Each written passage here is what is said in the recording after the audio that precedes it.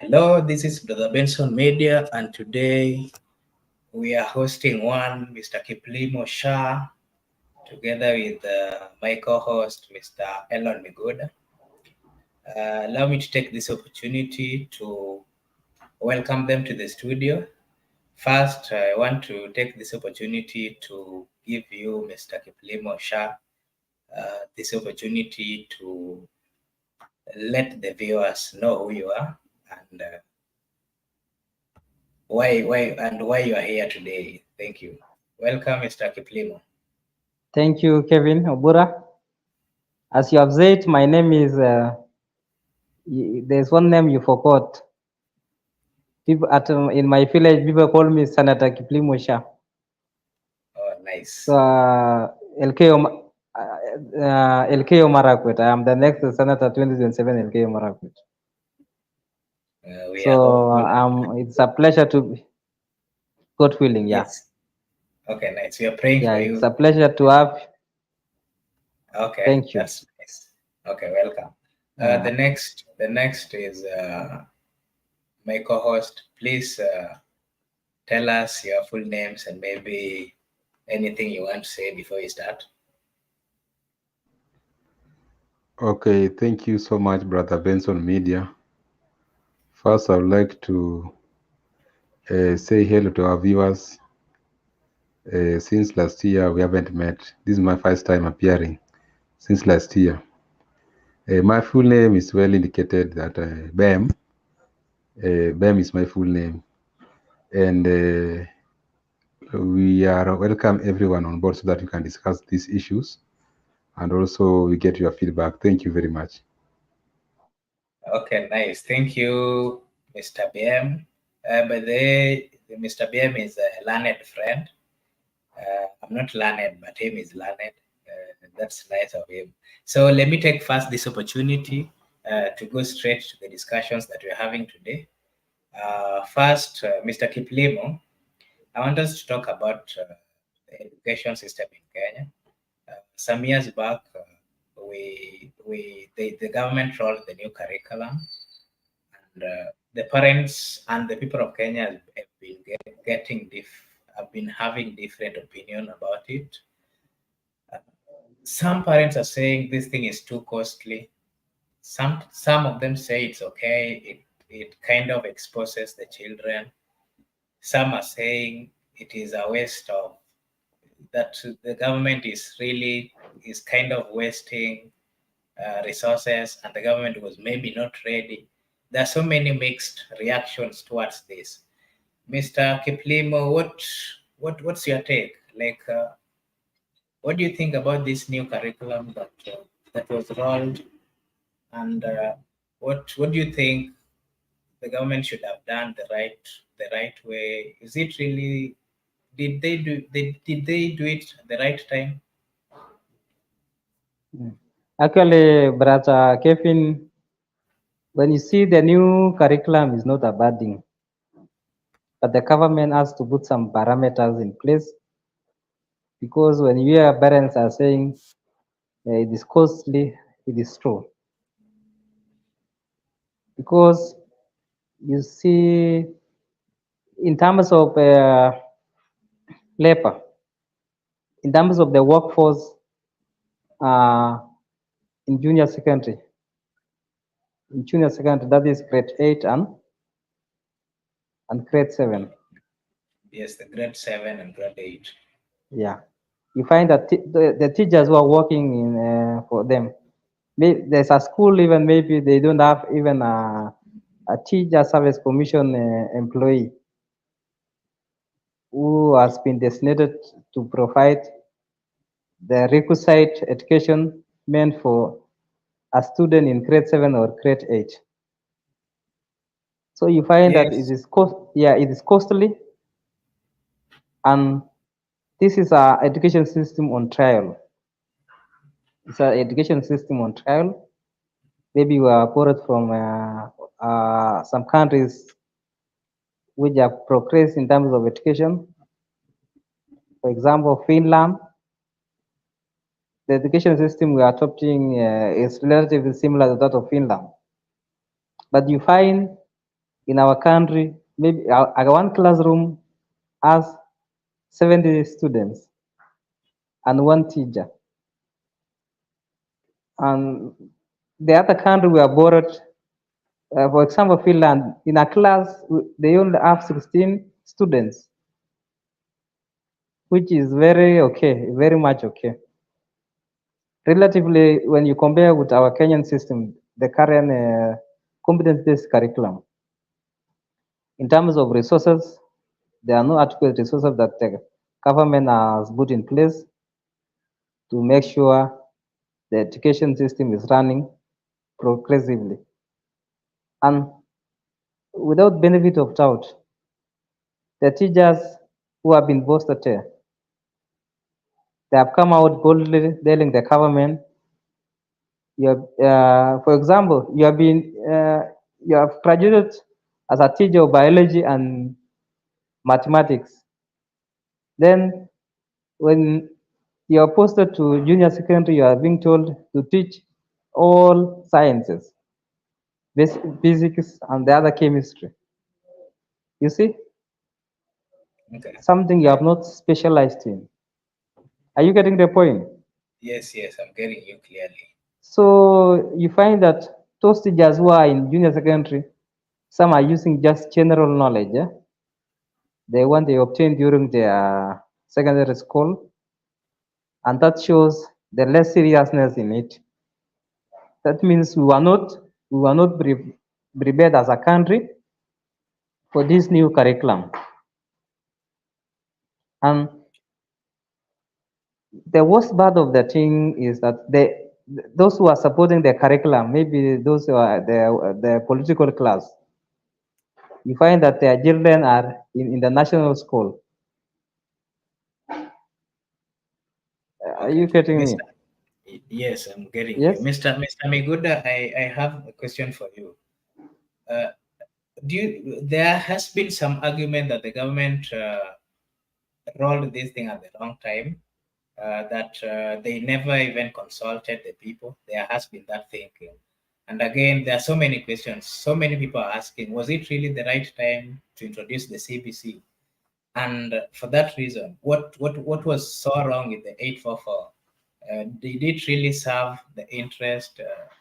The main thing that it was meant, or the main reason why it was rolled out in the late 1990 something. What's your take, Mr. Meguda? Do you really think it was a good timing for the government to roll out this CBC? And is it really serving the purpose that it was intended? Basically, I would like to disagree with my brother from Elgeyo Marakwet, the next senator of Elgeyo Marakwet, after the next senator, sorry, 2027. I believe personally that the CBC, was the right time. There was no wrong timing. And also, why am I saying so?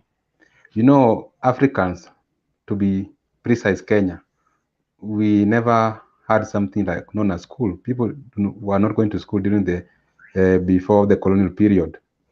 And when we adopted the A level, that which my grandfathers or my parents went through, people adopted it and it worked. Then our turn came, there was transformation for 844. We adopted it. So it's the turn for our children is the education. I believe personally that when this competence-based education was rolled, it was the right timing. This was the right timing, and we only need to, the government need to implement the education system. You know, let me just give you an example. 844 was also expensive until the late President Mwai Kibaki introduced free education in 2002. But initially it was expensive and people were managing it. So we should look on how to reduce the cost to the parents. But this is the right time because people are updating. We have to update our education system. Minus updating our education system, we are going to lag behind. You know, you look at our structure of government, We have restructured our structure of government. And to say so, even Kenya has adopted 2010 constitution. We are operating beyond the colonial constitution. And also in our health sector, there are more transformation. So we should adopt the transformation and we should get the right people to implement. Because to say my last point, look at, for example, currently, the world is full of technology. If you set an exam for a pupil or a student, he can easily Google or he can use AI to get answers. So with the introduction of CBC, we are going to get the competent nurses of tomorrow, doctors of tomorrow, lawyers of tomorrow. Right now, if you take me back to maybe high school or primary, I'll simply use AI to get everything right. But with CBC, it's a transformation system whereby society is transforming. So let us adopt it and get the right people to implement it. Yeah. Okay, fine. Mr. Okay. Kiplimo and Megoda, there's been this thinking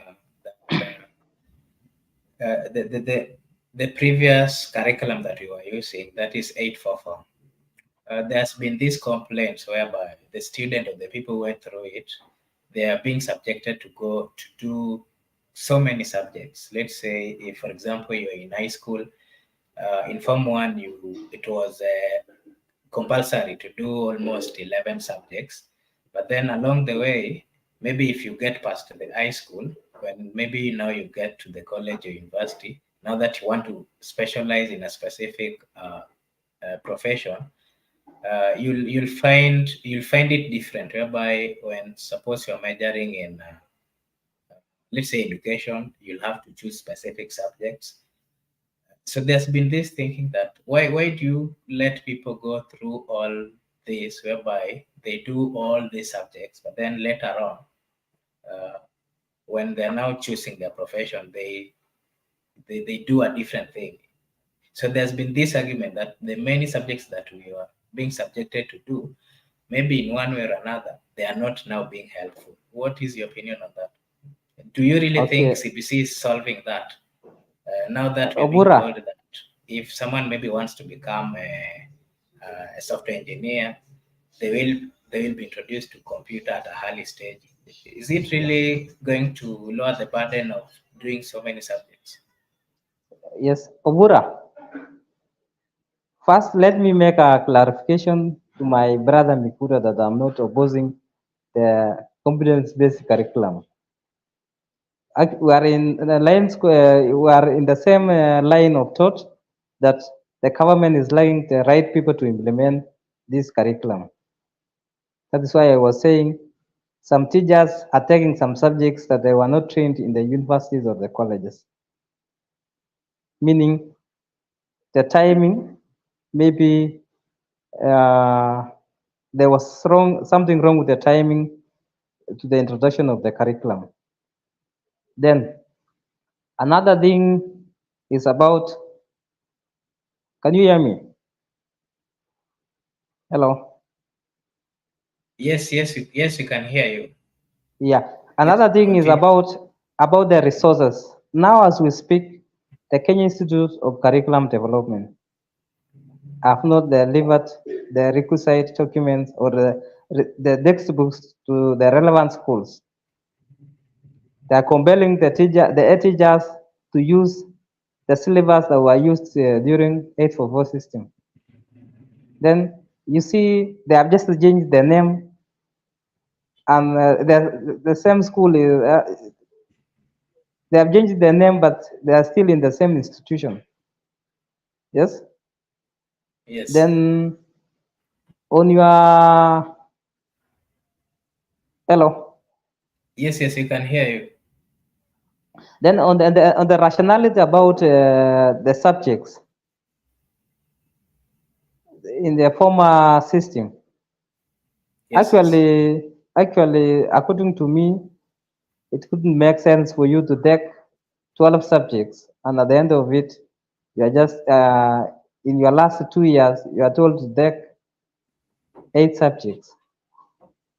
You could have just without even introduction of CBC, you could have identify the potential in each student at early stage, maybe in Form 1, Form 2. Then when the teacher identifies that you are best in sciences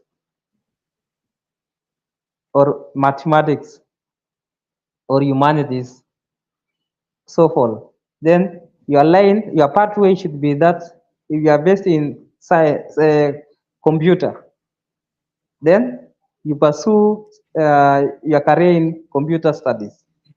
When you're based in business and mathematics, maybe you take the leeway to economics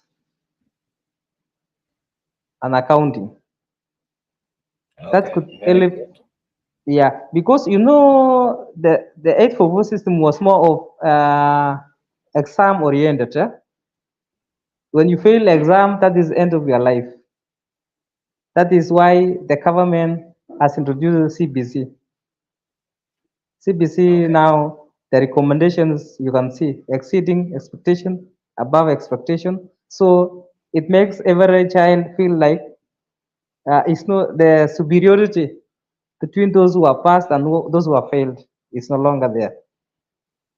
Okay. Okay. Maguda, what's your take on the same? My Was it? take, Do you think it was necessary for you to go and study 11 subjects or eight? You do physics, you do chemistry, and then later on, when you're majoring into law, when you're now going to do law, uh, you now focus on subjects that really you're now forced to go with a specific line. Did physics or chemistry help you in anywhere when you're doing your law studies? oh, okay.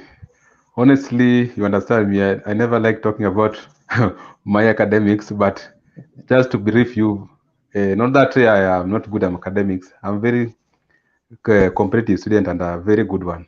Kevin was my classmate, know me very well. So, truthfully to speak, I would like to say that I think these subjects were just meant for all of us to be all-round students. At the end of the day, we be all-round people in life. Basically, like me, I did my subjects which lead me to study law. They were more of, I can say, history and theory, additional of business. And if you look at me today, wherever I am, I'm moving around, there's that applicability of chemistry in my life, there's that applicability of biology. Because if I could have not learned chemistry, I could have not understand the issue to do with pharmacy, you see, issue to do with the theater, the maternity, such things, and also biology incorporated. So I believe these subjects were just meant, the people who introduced these things to us, they meant that at the end of the day, when you have graduated, you become an all-round person. So I don't regret doing those subjects. Why am I not regretting? I managed it in primary school. I went to public school. I managed it very well. I went to high school. I also managed it. If I managed it, what about other people? Also, there were my colleagues who managed them. So I don't think introducing CBC is more of listening the work. But let me tell you, I have nephews and nieces in the competence-based curriculum. I'm the one who is visiting them. I'm doing their academic clinics. So when sometimes I do pass through the result, the only difference that it is ranking has changed, but subjects were just the same. Because you find when I was looking at my nephew Kepsea result, I found she almost did at least 6 subjects. So the difference is that some have been incorporated. For example, they are calling some religion, history, socials. They have been incorporated. Like sciences have been incorporated. They are three in one, but the same science, which as we are doing them separately. So I believe in Kenyan system. I believe in 844 because I'm product of 844, and I also believe that the competence-based curriculum, the only thing is news that we are trying to transform education system. Like I said in my previous point, we can't stagnant. Even as at one point in life, we were children.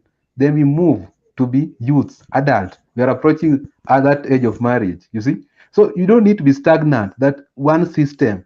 If my father was an A level person, I'm an 844 person.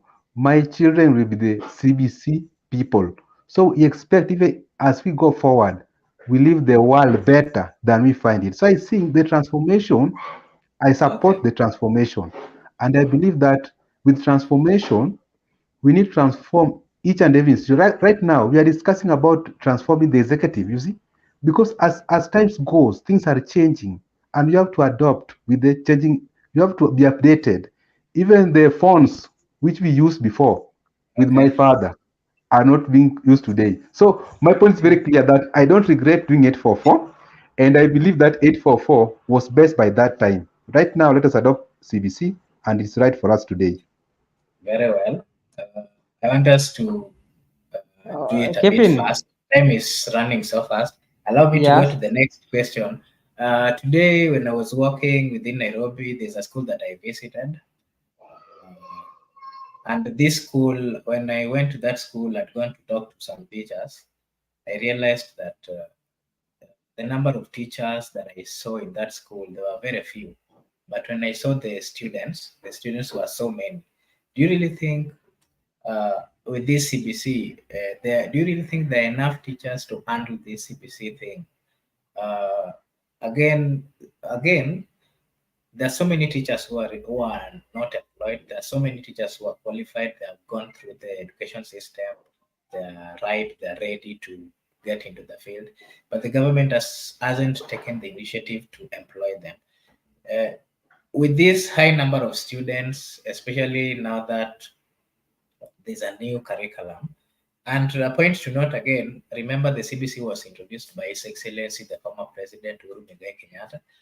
So my point is, do you really think the number of teachers currently are able to handle the many students or children or pupils who are getting into this new curriculum? Very fast, please. Mr. Kiplimo, you can go ahead, and then we've got so many topics to talk about. So please, yes, let's do it a bit Kevin. fast. You see, all this thing about CBC from the start, I told you that there is no enough work labor force. That is why some educationists are pushing the government to move the junior secondary to senior secondary, because in senior secondary we have the laboratories, we have enough teachers for relevant subjects compared to uh, the current situation in primary school, whereby we have teachers from primary who are assisting the secondary teachers to facilitate learning, because we have few teachers who have been posited by Teacher Service Commission. So I think my thinking is that it will be a good idea for the government to take junior secondary to the senior secondary school. Yeah, Yeah, it is true because they actually know enough buildings or classrooms in the primary sure. level. And remember the people in the high school, the children or students or pupils who are supposed to join the junior secondary, uh, they are built some schools in high schools. So there has been a lot of confusion in this, and we hope the government would address that. We would, I think, we should get to the next question here, or the next topic. I'll give you a good chance to respond. Allow me to move forward. Now let's talk about the housing levy. The government had started implementing it. Then a group of people, so many people went to court, and the court stopped it. And the court said that they are supposed to look clearly into it because it was going against the Constitution of the Republic of Kenya.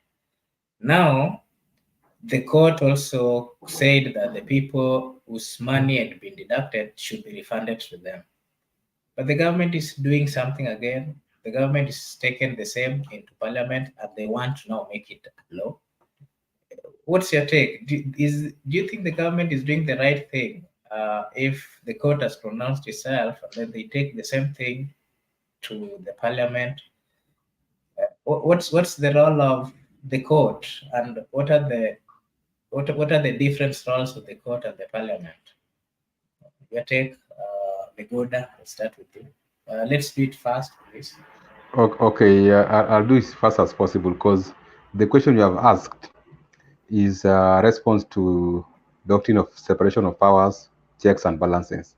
I can take even 3 hours just lecturing the topic, but I would just like to be brief as possible. You know, in the Kenyan system, you are talking about the government. So I do not know which government you are referring to, because me, I know we have three arms of government. We have the executive, the legislature, and the judiciary. In fact, we have the fourth arm of the government, with the chapter 15 of the Constitution, which talk of the independent offices. Those are and commissions. So if you are asking about the government, you should have asked that the executive, to frame your question very well. So I think the executive is interfering in the independence of judiciary. The judiciary is independent because the judiciary is the arm of government that interpret laws. Whereas if a citizen or a Kenyan person seems to be to maybe some of his or her rights has been infringed by the executive. For instance, the people who are deducted money from the government, from their salaries to cater for the housing levy, they felt that their rights have been infringed and they moved to court. After the contest in the court pronounced itself very clearly that it was contrary to the provisions of the law. So I think the executive should respect independence of the judiciary and also should abide with the judiciary, because the same judiciary also check on the executive, because the judiciary, this executive exists as a result of the Supreme Court pronunciation. So I think the very same way they believe in the justice, or they applaud the Supreme Court of making a landmark ruling on the President William Ruto victory, they should also respect the same judiciary when they have pronounced itself that housing levy, the way it was conducted, it was conducted to the laws of the land. Let us respect institutions, and let us also observe the separation of powers, checks and balances, for us to have a progressive country. Because without respecting institutions and the doctrine of separation of powers and checks and balances, we might end up in anarchy. And we don't want to go there, because Kenya is our home country. We love Kenya, and we have only Kenya. We don't have any other home. I think I could be as brief as that, because I don't want to go further. I can interpret it for 3 hours. Yeah, thank you. Okay, we are sorry. I think we've lost the guest. Maybe his network is not very stable. He's back. Yes, Mr. Kiplimo. Sorry. I think our network. Yes. Yes, you did you hear the last question that I asked? Yeah. On Okay, the housing levy, yes. Yes. So as my brother said, the principles of independence and separation of powers. So, this is my suggestion. You know, the three arms of the government, we are saying it is independent, but those who are working in judiciary are appointees of the executive. That means they are not independent as perceived as written by the constitution. So this is my suggestion.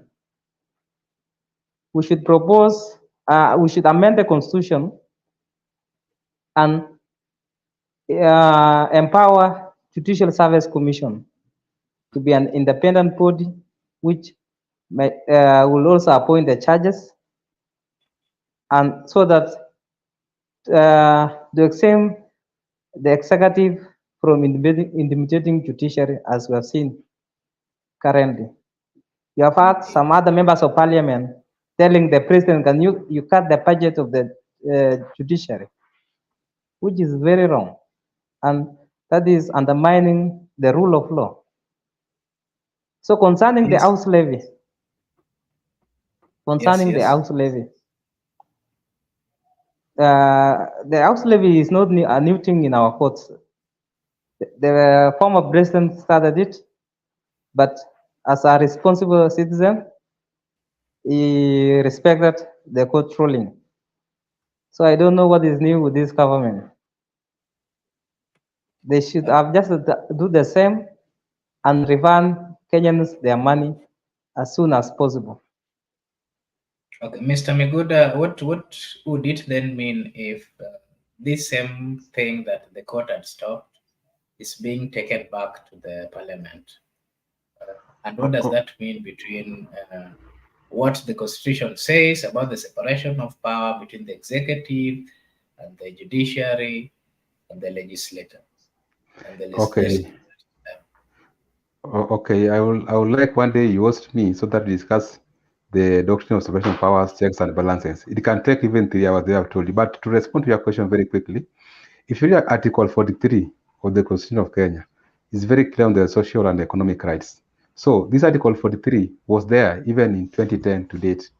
That's why I will agree with my good friend Senator Felge Marakwet, 2027, that Uhuru Kenyatta respect the rule of law. Because this thing has been there in Article 43. It is not going to vanish tomorrow. The Constitution is there even in 2025. Ruto can comply with the court. So if Ruto has refused to respect, for example, the ruling of the court, it means whatever I was telling you, that if you don't observe separation of powers, checks and balances, and in fact, executive can work with the parliament, and it's very dangerous. You understand the history of this country. When you had multi-party democracy, single party ruling, KANU, the executive was the parliament. You understand whatever we undergo. So if you want to again subject judiciary so that you can have executive, parliament, and judiciary working together, we are going to we are going to anarchy, whatever we have to. We are going to be a stateless country. It's not good for But us. Stateless country is good for only soldiers, because the soldiers will the people who will be enjoying. But we the people, civilians, we need a constitutional democracy state like Kenya for us to operate. Therefore, I would just like to state that it is there in the constitution, and it is progressive. Even after Ruto, another president can still implement it. Yeah. Okay, so yes, Mark, on the same, yes. and this is my message to the executive. This is my message to the president of this republic. I want to tell him, as a Kenyan, as a patriot, I want to tell him this is a country governed by constitution, the supreme law of the land, and no one is above the law. So he should respect the decision of the court, and we move on. Because the logic behind the housing plan, you cannot convince Kenyans or the mama bokas and the hustlers. They promise them jobs. Now, you cannot tell me there are shortages of houses which are built in Nairobi. You are there in Nairobi. Watu ni wengi na wanachenga, si ndivyo? So are you telling us after you finish building these houses, you will have settled the problem of employment? Definitely, it's a big no. So Very well. yes, so I want to tell the president with these the cabals around him who went all the way promising youth jobs, and now they have found it adult out of them to find something else, because you cannot tell somebody like a chief in Samburu who is living the traditional houses. You cannot force him. You cannot. It is immoral to deduct from his basic housing levy. Which house will you go and build him? Hmm? Some civil servants have already built their houses and they are repaying their loans. Which house are you going to build for them? So we must resonate in a realistic point of view and be honest citizens. Very well. That's your take, Mr. Kiplimo. Yeah. So yesterday, supporters of Raila Amolo Odinga were shocked when they saw a presser. His Excellency Raila Amolo Odinga was with the former president of Nigeria, and the presser was all about something, a decision that His Excellency Raila Amolo Odinga had made, and he said that he had made a decision of going to vie for the position of AU chairmanship. So many of his supporters feel disappointed because they hope and believed that His Excellency Raila Amolo Odinga was still going to be on ballot in 2027. And there has been debate, there has been talks. Those in Ruto's president camp, some of them are celebrating, saying now they have a leeway to getting ruling in the second term. Some of them are saying that there's no one who would match His Excellency Raila Amolo Odinga in the Azimio coalition. And for that reason, they believe that now it's going to be easy for the president to take to lead or to become the president in the second term as well, to continue with this presidency. Mr. Miguda, what's your take about all this and the conversations that have been going around this whole press? Okay, real quick. I believe 2027 is still far, and Raila has just shown interest that he want to be an AU chairperson. And also, I've heard from a very reliable source through newsletters, magazine, social media that the former president Uhuru Kenyatta is also interested in the same position. So you see, Uhuru Kenyatta is lobbying the Tanzania, the Uganda president, whereas Raila is lobbying Mr. Ruto and also the friends of like Obasanjo. So I believe let us wait first. We see whether he's going to be elected because they are going to a competition. It's not automatic that Raila is going to be the AU chairman. No, there are people who are also eyeing for the same position. So after Raila has, well, let us wait and see whether Raila is going to be elected or not. Perhaps he might not even win the seats because the elections, you can't know this democracy. So let us wait first. Because Raila has not declared that it's not on the ballot. And also, this politics. Maybe Raila is rebranding himself for 2027. There are many ways of rebranding. So I don't want to talk about that issue into details. I'll just wait until I see Raila elected as the AU chairperson. Then without even debating, it will be automatic. You will not be on the ballot. But as for now, as per my conscience, Raila is on the ballot 2027. Mr. Kiplimo, what's your take? My take on that is that I wish Raila all the best. He is the best suitable candidate for that position because locally and globally, he has shown that he's a true statesman and he can deliver the job. Then Raila he has been the party leader of ODM since 2005 during the referendum elections. You remember? Yeah, the 2005 referendum. Then Yes. it is now the right time if Baba will be the next AU president or not, then we have new breed of leaders in Luo Nyanza and maybe Kenya at large.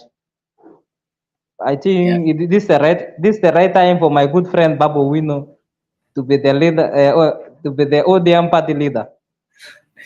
And I know Miguda will embrace this because you are also one of our fellow youth. And about Raila, because if Raila gets the job, automatically will be out of the 2027 contest. So the illusion that those who are in Ruto camp are celebrating that it will be a leeway, that is fallacy. 2027 competition is not Ruto versus Raila. It will be the promises Ruto and Gachagua met versus Kenyans. So it will be another contest like never before. For that reason, it's a matter of wait and see. Yeah. Okay. Again, there's been this issue. And also, yesterday, don't forget His Excellency. Yeah. Yeah, proceed. You can finish your point, Senator Kiplimo. Yes. Okay, fine. Let me proceed then. As from yesterday, since Raila Yes. had the pressure, there has been an I'm getting issue you. of there has been an Yes. issue Go of on. Go on. kingpinship in the lowland, and the story of kingpinship has just started in the lowland, and then these people believe these people who are saying that now that Baba is going, so many low leaders who are not going to make it come 2027 since they've been sycophants, but when it comes to delivering to the people, they haven't done much. And again, some are saying that maybe it's going to give Ruto an easy time to access the lowland, and especially those political leaders who have made a decision of going into Ruto's camp. There's this thinking that they are better, they are now better placed. Since Raila is now not there, they might even retain their seats, and the popularity of Ruto's party would be dominant in the Nyanza region. Mr. Miguda, what's your take? What do you think about this? Personally, me, I believe that Kenyan's politics is a tribal-based politics. Whether Raila is exiting the stage or not, still the people of Luo, the Luo nation, will want to identify themselves with one party. And for instance, even if Ruto has dominated Luo nation, there are some people will emerge that no, we as our Luo, we need to have our own party. People will follow the Luo people. There will be propaganda that if you go to Mount Kenya, there is this party. If you go to Kamba, Wiper. If you go to Kisii, this one. So as you can follow someone, for example. So I believe realizing stage is not a big deal. People do leave. Jaramogi left. People have been assassinated. Tom Mboya left. Uko left. Luos will still have a leader. And you know, each and every time a leader emerges, who knows? Maybe Babu Owino is his time. So, personally, I believe that a leader will emerge. I don't have any stress around leaving. People can exist. If Jaramogi did not become the president, it's not a big deal. At least, Jaramogi was a champion for democracy. At least there are some reforms. Even Raila has brought many reforms. Even when he's exiting, it's not a big deal. We are saying thank you to Raila Odinga. Let us have a new leader, and we are ready behind that leader. And that leader probably, not probably, it's just a matter of time. It definitely is Babu Owino. So we are not worried about Baba. Let Baba go if he's going. But if he's still around, we're supporting him. Thank you.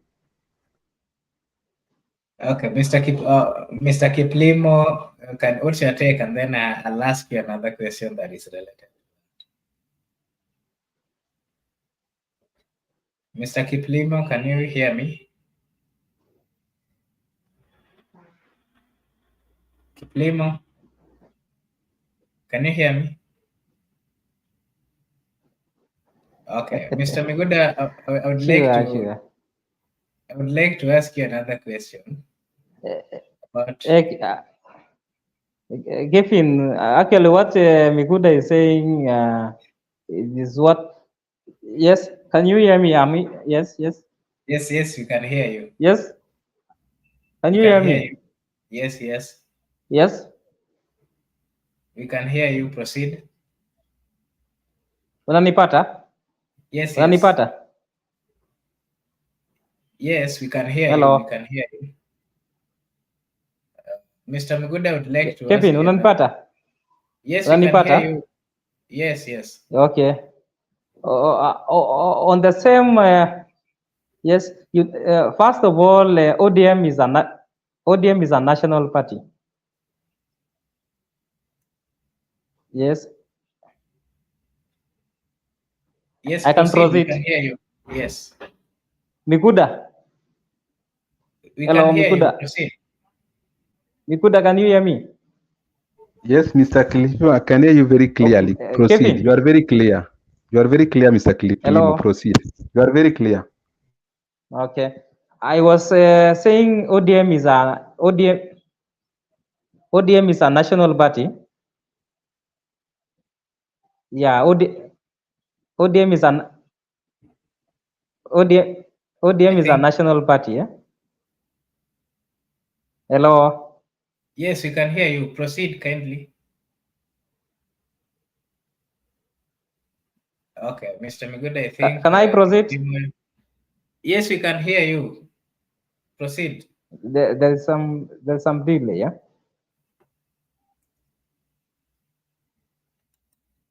Mr. Miguda, I would like to ask you this question. Suppose, yes, Mr. Kiplimo, Yes. can you Yes. hear me? Can you hear me? Yes, I can hear you. Yes, proceed with your sentiments, please. Am I clear now? Yes. So I was saying we were on ODM party. Yes. Yes. ODM party politics. Okay. And I was saying ODM is a national party. Yes. Yeah, and Raila getting out of this, Raila has a fanatic following, Yes. and him getting out of the political arena doesn't mean we have shortage of leaders in Kenya or Luo Nyanza. Okay. So there has been narrative that youth are leaders of tomorrow, and the tomorrow is now. This is the tomorrow and the right time for my good friend Babo Wino to take lead this country. And Okay. as a Very country well. whereby we have, yes. Very well. Allow me to go to the next question. We can hear you, but you're not very clear, Mr. Kiplimo. Yes. Allow me to go to the next question before we wind up. We are almost winding up. I want us to tackle this very fast. Mr. Kiplimo, this question goes to you. His Yes, Mark. Excellency, the president has been appointing so many leaders, especially those that had cases. Some of them who are still having pending cases. The other time, as much as the former finance minister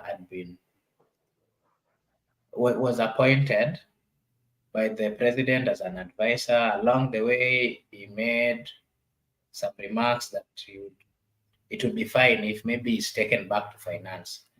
Not just that, there are so many appointments recently that we've been seeing. The president there's this argument that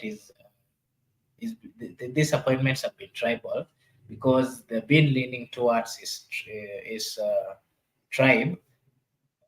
Mr. Kiplimo, what is your take? You being you being a politician from the Rift Valley region, is it really true that the appointment that the president are doing coming all of them are like coming from one region? Uh, Kevin, Yes. as a the Briston is a profile, is a national profile. Yes. So when you find such a cases, the head of state is appointing his tribesmen, then as a country, we're heading towards the wrong direction. And that is in public domain.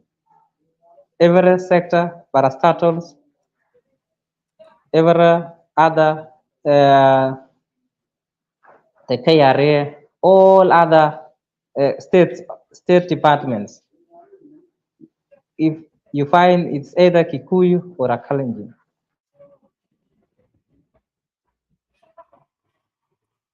Yes, Mr. Kiplimo.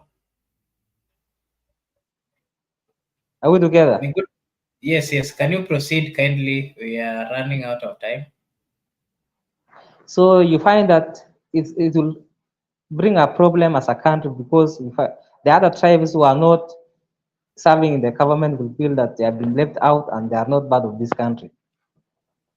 So in that sense, to make it worse, the president is appointing people who are facing craft cases in the court. Like, for example, the current central governor of Central Bank, Tuke, and the BS for housing, also the head of public service, Felix Koskei. These are people who have been in the courts. I think because you have been meeting them because you walk along those streets of the court. And I beg you, because this government has gone to the books of history to be one of the government that has acquitted as many cases of their friends who are facing economic crimes. Na wanasema wamekuwa mwembamba kama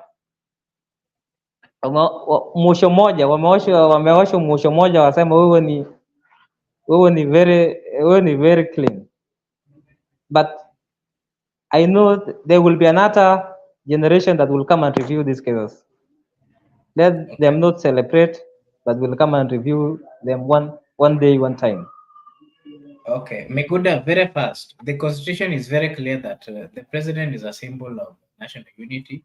And again, the constitution also recognizes different tribes in the Republic of Kenya, and it gives them equal opportunities.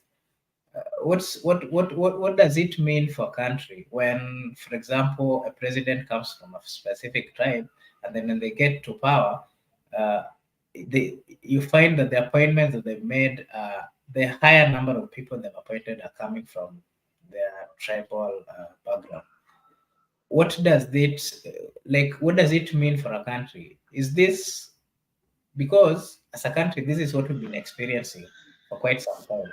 What would it then mean for the future politics of the Republic of Kenya? Because if we continue with this behavior, what would we expect if someone else comes and then does the same thing? Is it really going well with the constitution? Is this what the constitution really talked about? I believe that Mr. President, Dr. William Ruto, is not implementing the constitution very clearly. Why am I saying so? That's why we don't need Raila to go to a youth chairperson. We need Baba here so that he can give Mr. William Ruto a very competitive race 2027. Because if we have realized and noticed that Mr. President does not follow the rule of law, we therefore need an alternative candidate come 2027. We don't need to give him a second chance. According to me, appointments should be based on the Article 10, that is national values and principles of governance, whereby there should be inclusivity, there should be equality, public participation. Generally, Mr. William Ruto has failed to conduct his appointments in accordance with the Constitution of Kenya 2010.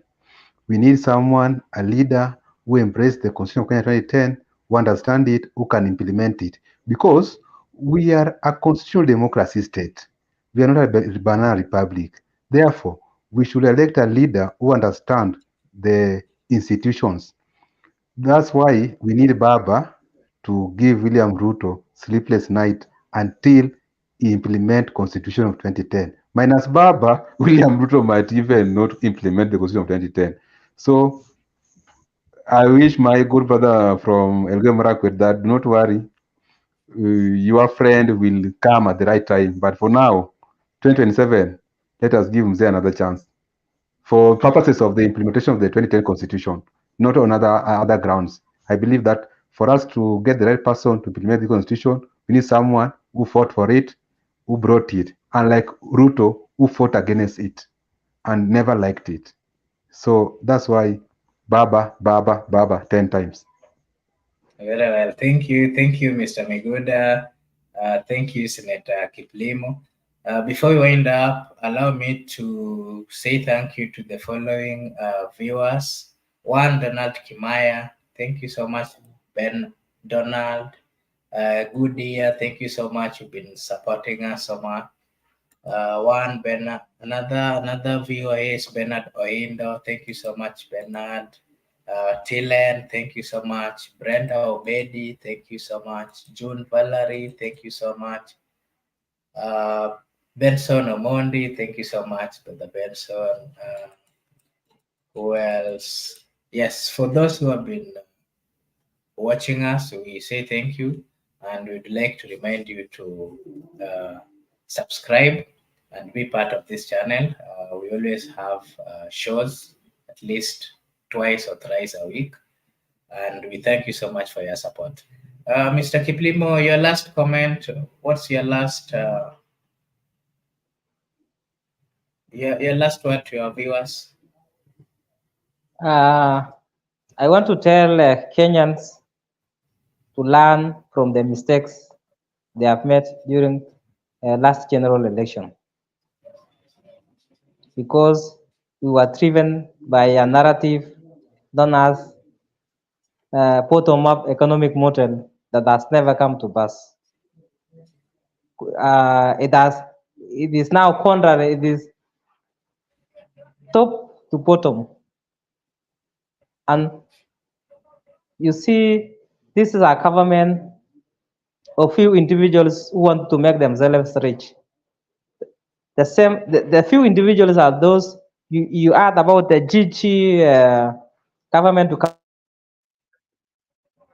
The same thing on the housing. Those who are pushing housing project. These are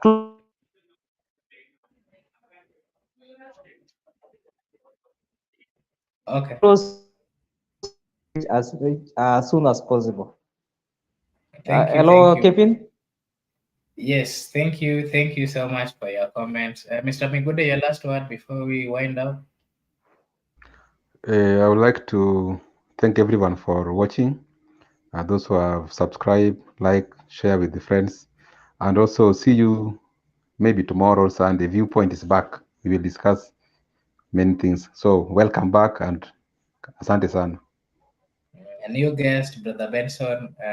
What's your words to our viewers? No, nothing much, brother. I was just watching, and thank you guys for doing a good job. Thank you so much, Mr. the Senator himself, Kiplimo. Happy New Year. Happy New Year. Happy New Year. Okay, thank you. Thank you. See you.